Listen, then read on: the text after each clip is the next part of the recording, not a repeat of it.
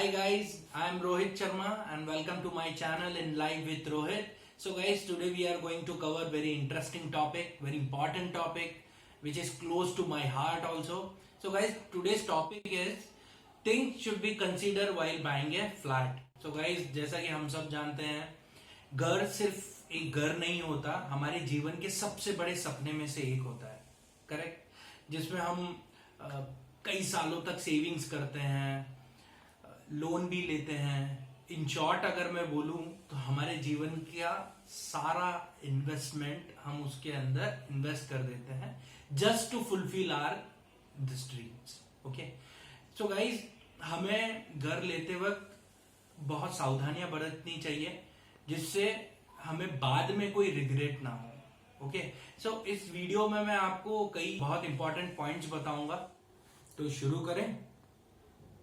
So guys, our first important point is cash flow और financial stability. So guys, जैसा कि हम सब जानते हैं कि घर लेने के लिए सबसे important components की जो जरूरत होती है वो है पैसा, our cash flow. Okay.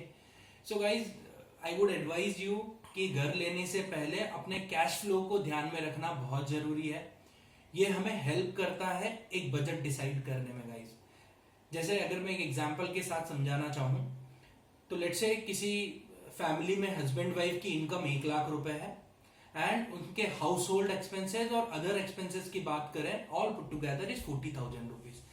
So that 60,000 rupees per month they can easily save, यानी कि दैट 60,000 रुपए के अंदर अगर उस अमाउंट तक कोई अगर बैंक का ईएमआई भी आता है इनिशियली, या अगर कोई सेविंग्स की भी बात करता है, तो पर मंथ हम 60,000 रुपए बचा सकते हैं।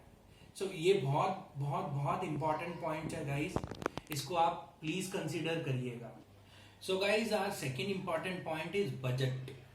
सो गाइस, हम में से कई सारे लोग कंफ्यूज होते हैं कि एक आइडियल प्रॉपर्टी का बजट क्या होना चाहिए, या एक प्रॉपर्टी के लिए आइडियल बजट क्या होना चाहिए, करेक्ट? सो गाइस, जो हमारा पहला पॉइंट है cash flow and financial stability, अगर हम उस पर सही ढंग से कैलकुलेट करेंगे हमारे फाइनेंशियल्स को, तो हमें हमारा बजट इजीली पता चल जाएगा। एंड गाइस, बजट प्रॉपर्टी देखने से पहले बजट का पता होना बहुत जरूरी है। बजट हमें हेल्प करता है एक रेंज डिसाइड करने में कि यार हमारा बॉटम साइड क्या है और अप साइड क्या है।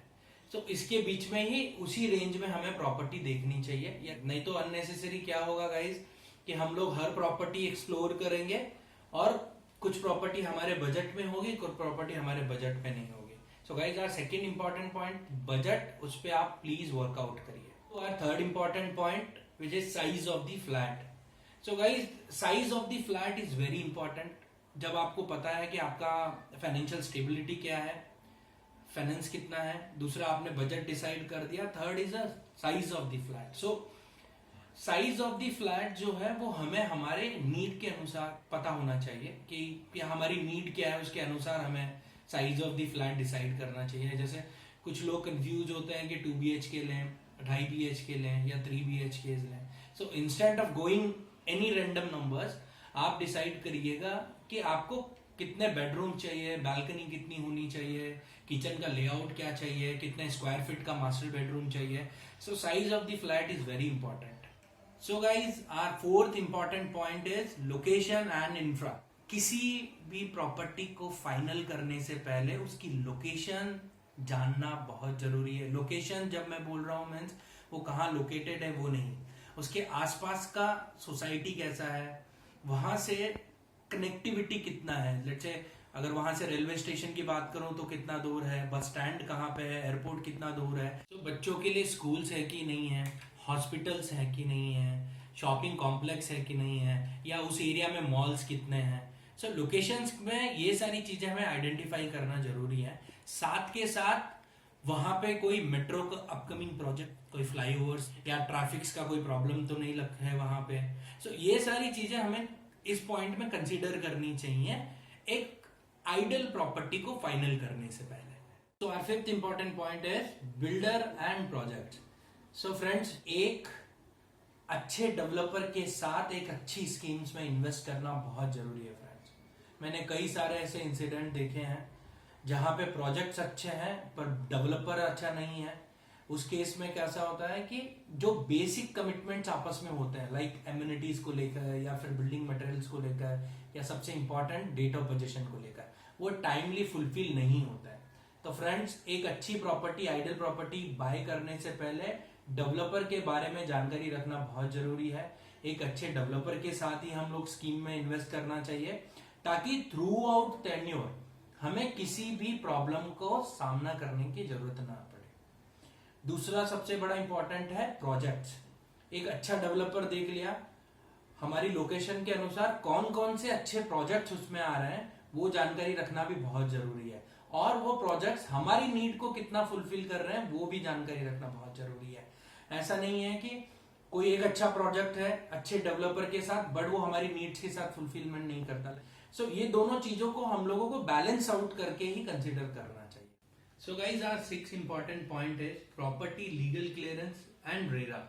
So guys, इस पॉइंट पे हमें इस बात का ध्यान रखना चाहिए कि जिस जमीन पे हमारा प्रॉपर्टी कंस्ट्रक्ट होगा, हमारा फ्लैट कंस्ट्रक्ट होगा, क्या वो प्रॉपर्टी लीगल क्लियरेंस है, क्या उसने बेसिक गाइडलाइन जो स्टेट गवर्नमेंट्स की लीगल बेसिक गाइडलाइंस है, क्या उन्होंने फुलफिल की है, क्या वो प्रोजेक्ट रेरा अप्रूव्ड है।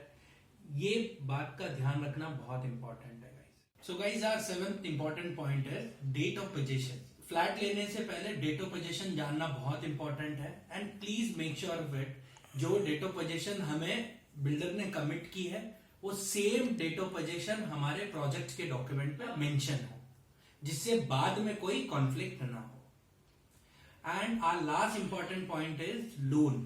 तो गाइस, जिस प्रोजेक्ट में हम इन्वेस्ट कर रहे हैं, प्लीज प्लीज प्लीज एक बार इंक्वायरी जरूर कीजिए। अगर आप सेल्फ फंडिंग भी हैं, आप खुद से अगर पूरा पैसा पे करना भी चाहते हैं, तो प्लीज आप एक बार इंक्वायरी करिए कि उस प्रोजेक्ट में कौन कौन से बैंक प्री अप्रूव्ड लोन दे रहे हैं या कौन कौन से बैंक जो है वहां पे फंडिंग कर रहे हैं।